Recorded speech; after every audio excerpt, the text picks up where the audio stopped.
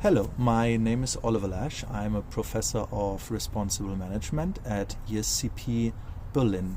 As many of you probably have, I've been held up in traffic. I have been waiting for my flight to start.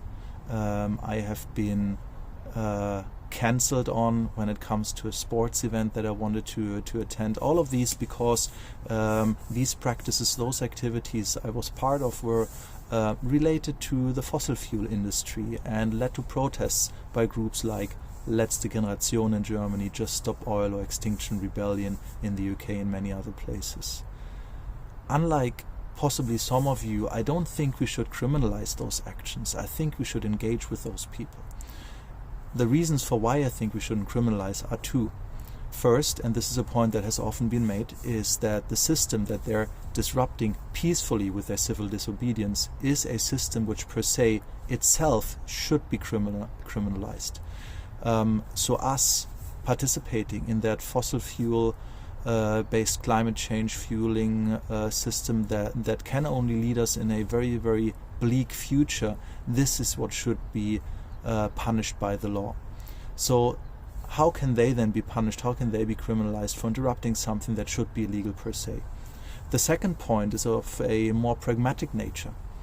What happens now if those people who show their anger, express their anger, and try to do something about it, about this system, now are being punished that harshly in many different ways, that they abstain from gluing themselves to the street and they seek other forms of protest practices?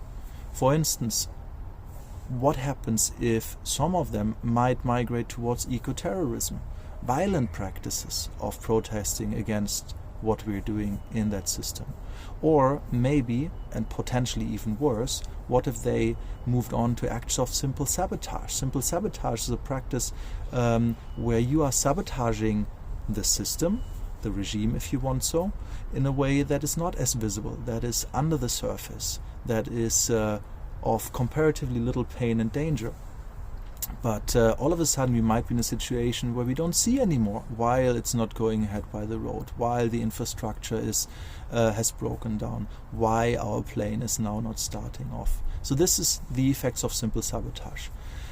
So all of those times that we, and I include myself, have criminalized people from those groups, be it in the form of physically or verbally attacking them, be it in the form of extending the legal repercussions or increasing the legal repercussions on them protesting, for them protesting, or as it recently happened, corporations suing individual protesters. Every time we're doing something like this, we're further criminalizing those people.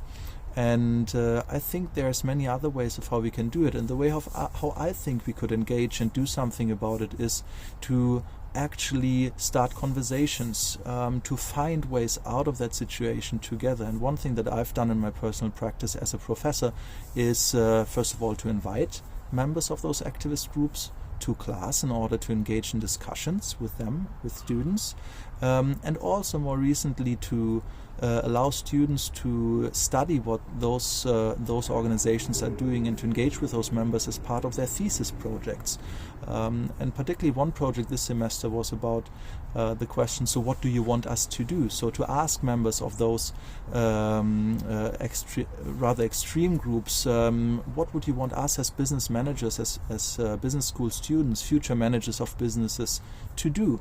What are your demands? And to engage in a dialogue and to see what can be done about it. So my question to you is, what do you think you could do?